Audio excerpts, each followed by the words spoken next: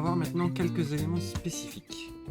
Alors on a vu qu'il y avait beaucoup d'éléments qu'on pouvait designer de plein de façons, en taille, en couleur, le style d'écriture, etc. De beaucoup de façons. Il y a certains éléments qui sont un peu plus difficiles à designer, c'est pas vraiment prévu qu'on puisse le faire par défaut, mais il y a quand même des moyens de le faire. Alors pour une partie de ces éléments, c'est tout ce qu'on appelle les WebKits. Ce sont en fait des instructions CSS qui n'existent pas dans la norme CSS, mais qui sont quand même disponibles sur la plupart des navigateurs. Pour vous donner un exemple de WebKit que j'utilise beaucoup et qui est assez pratique à utiliser, c'est la scrollbar. Imaginons par exemple on a un div avec un lorem ipsum, je vais reprendre un lorem ipsum, je vais en prendre un long cette fois-ci pour avoir une scrollbar. Hop.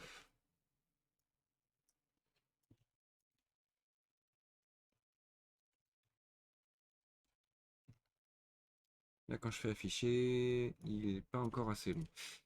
C'est pas grave, on va faire div font size 20 px, ça devrait suffire.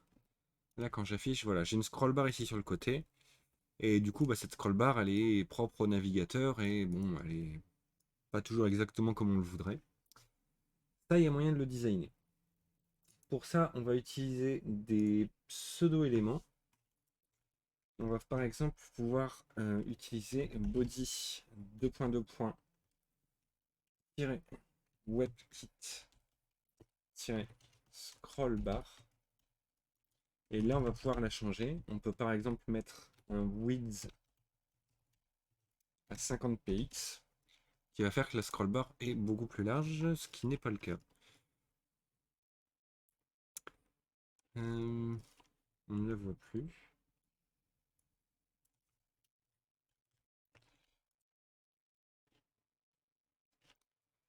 Bon. On va pas mettre le width, je verrai après. On prend un autre exemple avec. On peut par exemple utiliser le background color pour changer la couleur. Alors, je vais mettre du rouge pour commencer, pour voir ce que ça donne. Là déjà, voilà, on a notre scroll bar qui apparaît bien en rouge. C'est un peu agressif, mais bon, on va faire mieux après. Et il y a un deuxième élément, ça va être le body WebKit scroll bar thumb, qui est en fait le petit bloc qui vient sur la scroll bar pour montrer où on en est sur la position sur la page. De la même façon, on peut lui mettre un background. Je vais lui mettre un background bleu pour qu'on le voit bien. Hop, voilà. Donc là, on a notre scroll bar en rouge et notre thumb en bleu. Donc ça, on a pu le modifier. Je vais réessayer le width pour voir si c'était ça. C'était bien ça. Donc là, on peut modifier le width une fois qu'on a mis la couleur pour avoir ce qu'on veut. Bon, le rouge et le bleu, c'est bien gentil, mais c'est un peu moche. On peut utiliser des nuances de gris. Par exemple, on peut utiliser un gris très foncé pour la barre de fond. On peut le mettre plus foncé que ça. Et un gris nettement plus clair pour la barre qui vient au-dessus. Et là, on a une barre du coup qui est un peu moins agressive. Si on réduit la taille, on peut mettre du 10 pixels. Voilà. Là, on a une barre personnalisée qui va nous permettre d'avoir quelque chose de plus sympa pour le site. Si par exemple la div de fond est en gris foncé, on va mettre un color white avec pour pouvoir lire le texte. Et body margin 0px. Voilà. Alors, c'est pas le thème de l'année, mais on a une page où on a la scroll bar qui suit en fait le thème de la page en elle-même. Ça, c'est un élément spécifique qui se propage aux enfants. C'est-à-dire, qu'est-ce que tu entends par se propage aux enfants? La scroll bar, c'est pas le cas, si c'est la question. Et par exemple, ici, je peux rajouter une propriété overflow de point overflow-y de point scroll. Ça va créer une scroll bar dans la div si jamais le texte dépasse. Ce qui est le cas ici. Seulement si on met un width à 50px et 8px plutôt. Pas de width. Voilà, là le texte dépasse et du coup on a une scroll bar sur le côté, mais la scroll bar n'a pas repris le thème. Je vais mettre le fond sur le body d'ailleurs, ça sera mieux. Voilà, on retrouve notre scroll bar ici, mais elle n'a pas pris le thème. Mais par contre, on peut très bien affecter la même scroll bar au div. En faisant comme ça, là cette fois-ci, la scroll bar est bien appliquée au div et du coup on a notre élément ici dans la scroll bar qui a repris les couleurs. On peut aussi faire avec étoile comme j'en avais parlé tout à l'heure. Et là, on a toutes les scroll bars de la page, que ce soit dans le body ou dans la div ou ailleurs, qui vont reprendre ce thème-là. Et du coup, toutes les scroll bars seront comme ça. Alors ça, c'était un exemple. Il y a beaucoup de WebKits qui existent pour faire beaucoup de choses différentes. Ça ne fonctionne pas toujours sur tous les navigateurs, il faut faire toujours un petit peu attention. Mais voilà, il y a beaucoup de choses qui existent. N'hésitez pas à aller les voir, peut vous permettre de personnaliser certains petits trucs en plus. Il y a d'autres éléments qui sont natifs au HTML et qu'on ne peut pas nécessairement designer très facilement. Si je reprends par exemple un input type égale checkbox,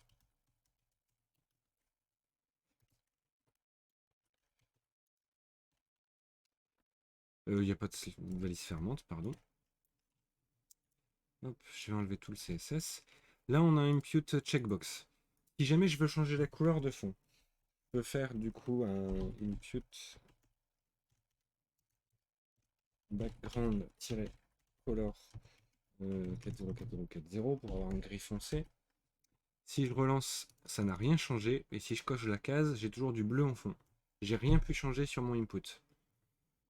Pareil pour si je fais color, hein, ça va être la même chose. On est vite bloqué.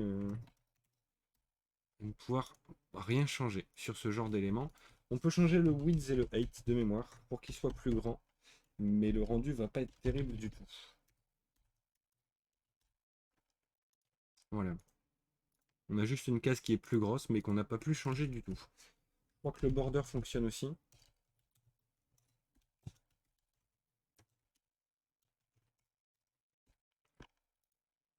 Et ben même pas.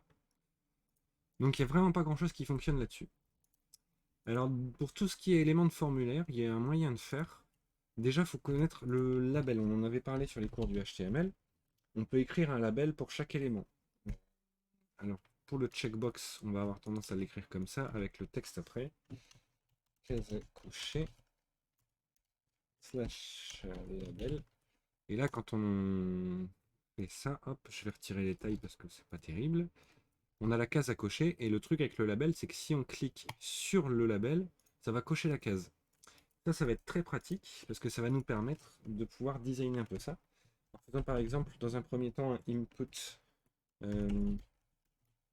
Alors, de préférence, sur un site, il faudrait mettre input type égal checkbox pour éviter de masquer les autres inputs. Display none. Là, on masque le checkbox. Pour autant, on arrive encore à le cocher. On le sait pas vraiment, on le voit pas, mais on y arrive. Et ça va nous permettre en fait de créer autre chose à la place du checkbox et que cette autre chose soit basée sur le checkbox. Donc par exemple, on va faire un petit switch pour vous montrer. Il suffit que je rajoute ici un span class égale switch.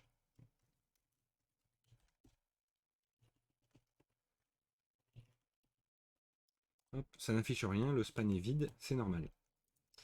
L'idée, c'est avoir du coup le point switch. On va lui mettre une position relative pour pouvoir le placer par rapport au label dans lequel il se trouve, enfin, par rapport à sa position d'origine. Display, on va faire un inline block avec un width 60px et un height 40px.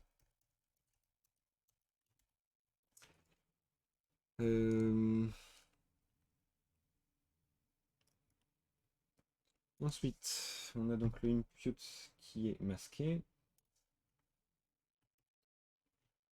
Ensuite, on va faire le switch toujours. Mhm. Je réfléchis.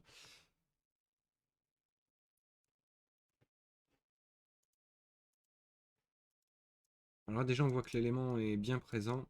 Il a pris de l'espace pour être affiché. Alors, je vais lui rajouter un background color.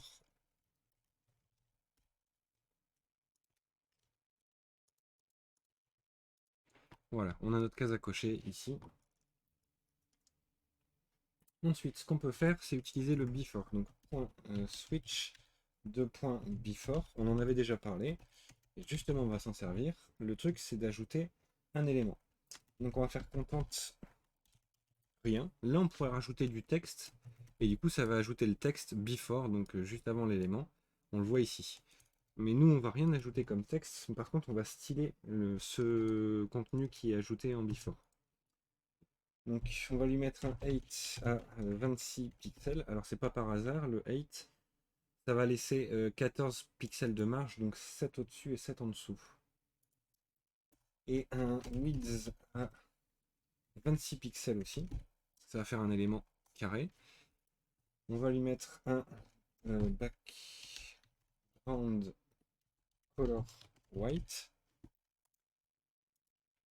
Pour l'instant, il ne veut pas s'afficher. Et on va lui mettre en position absolute pour le positionner par rapport aux parents. Et du coup, avec left 4px et top 4px. Il n'arrive toujours pas à l'afficher. Ça, par contre, c'est étonnant. Je vais modifier un petit peu.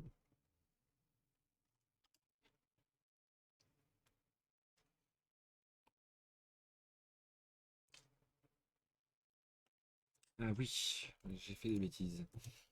C'est plutôt ici qu'on a le class switch. Et ici, on a un slider. Hop, donc le switch, c'est bon. Ici, c'est slider. Il manque un point virgule.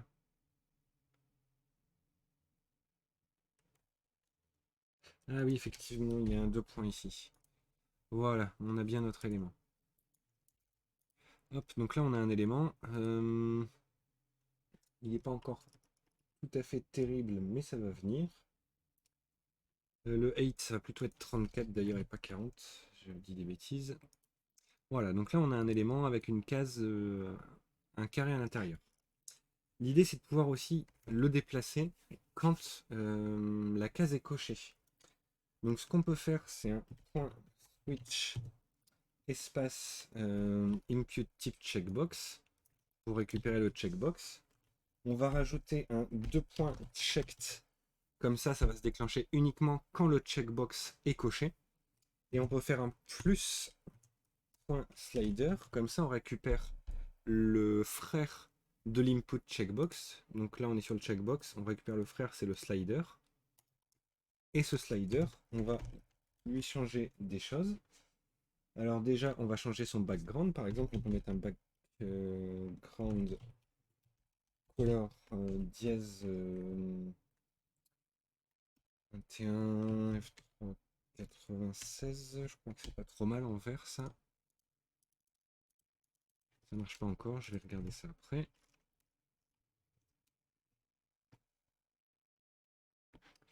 Le switch, on récupère l'input type checkbox, on vérifie s'il est checked. Le slider.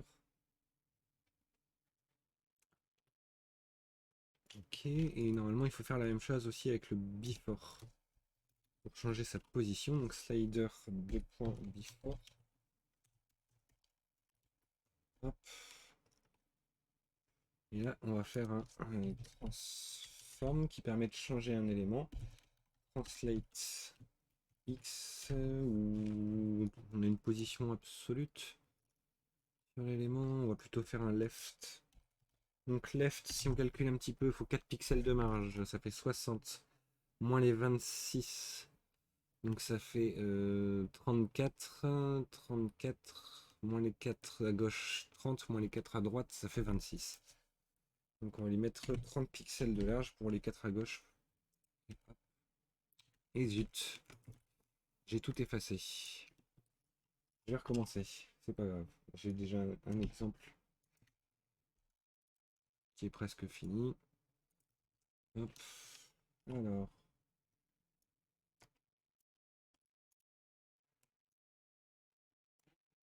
Donc le switch, le slider, c'est bien ça.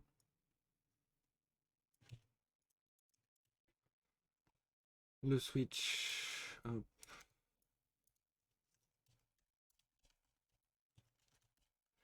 Le slider. N'a pas d'importance. Si.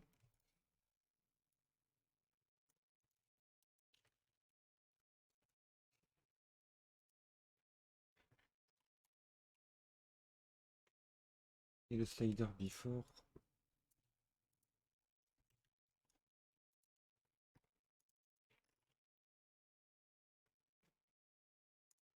Bien mon slider, oui. Bon, je suis désolé, j'ai un petit peu de difficulté, mais ça va venir. C'est plus sur le switch que je voulais le background color, c'est bien ça. Ici, on a l'élément position absolute, height, width, left, bottom, ok, background color white. Il devrait s'afficher. Si je fais ça, il s'affiche, mais ça ne va pas. Donc c'est bien ça sur lequel il faut rajouter hop, 0px. Left 0px.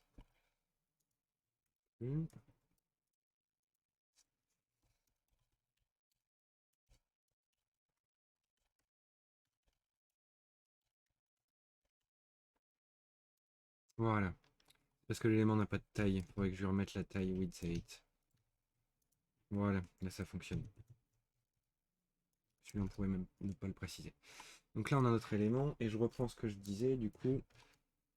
Hop.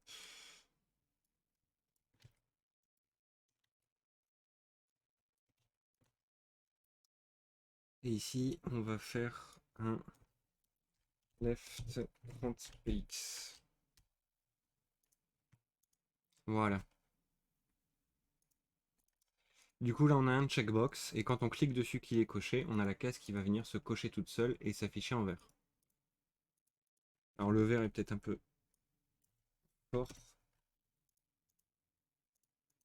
Voilà. Et on peut très bien aussi arrondir les coins pour donner un truc encore un tout petit peu plus sympa. On va rajouter un slider. Slider, je l'ai déjà ici. Hop. Une border radius, ça permet d'arrondir les angles, les bordures, comme on avait vu. On va mettre 50%, ça va peut-être être beaucoup. Ouais. 10px, ce sera peut-être déjà bien. Même un peu plus. On a combien? On a 34 en hauteur, 34px, ce sera pas mal. Voilà. Et on va faire pareil sur le before. Un border-radius. Alors là, il fait 26px, donc on pourrait mettre 13px par exemple. Pour avoir quelque chose de un carré relativement arrondi. On a déjà un rond. 8px. Voilà. Ou mettre 50% pour avoir un rond parfait. Et là, cliquer dessus pour pouvoir cocher et décocher la checkbox. Tout ça en CSS, du coup, sur un élément qu'à l'origine, on ne pouvait pas modifier, le checkbox. On peut quand même réussir à trouver un moyen de modifier ce genre de choses. Et ça, on peut le faire sur à peu près tous les éléments de formulaire.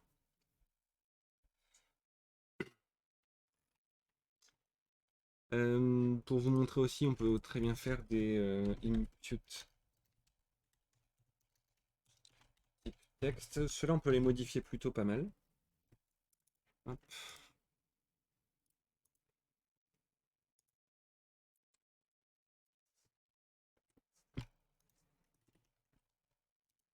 Hop.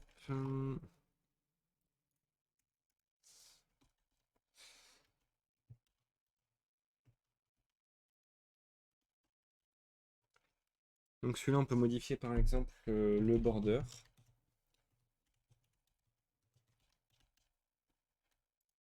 On a une bordure plus épaisse. On peut rajouter du border radius.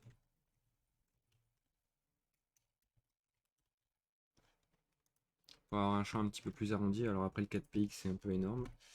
2px solide, on peut mettre du gris. Hop. On peut rajouter un peu de padding parce que là aussi les caractères sont directement dans le champ. Donc padding 10px. Voilà. Alors 10 c'est peut-être un peu beaucoup. Voilà. On voit aussi que quand je clique, j'ai des traits qui apparaissent autour, qui reprennent le cadre d'origine. Ça c'est à cause du focus.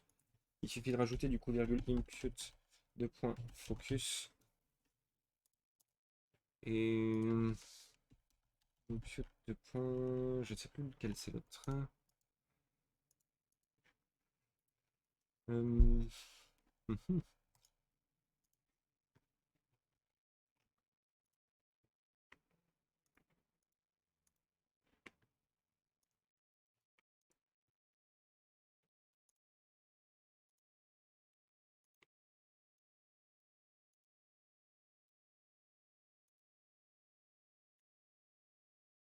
Focus visible, c'est ça.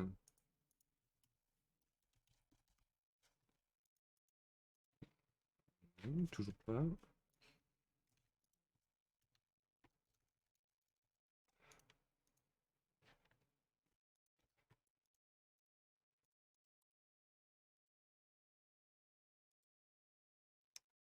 Alors là, il y a un truc qui affiche les traits autour. Et je ne sais plus ce que c'est. Ah, ça doit être un outline, peut-être. Voilà, c'est ça.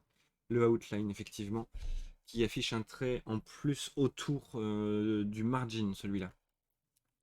Donc là, on a un champ qui est déjà un petit peu plus personnalisé. On peut très bien aussi leur mettre une couleur de fond avec un background-color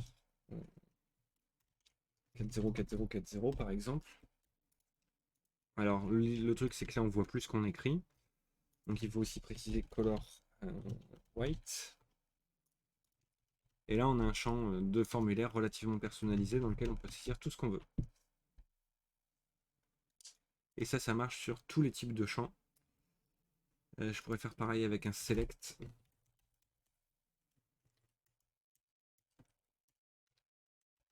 Alors, le select, ça pose un petit peu souci de mémoire.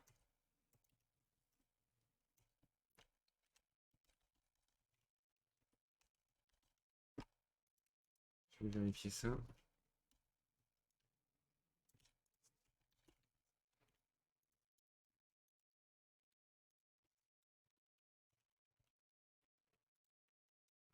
Jusque là tout va bien.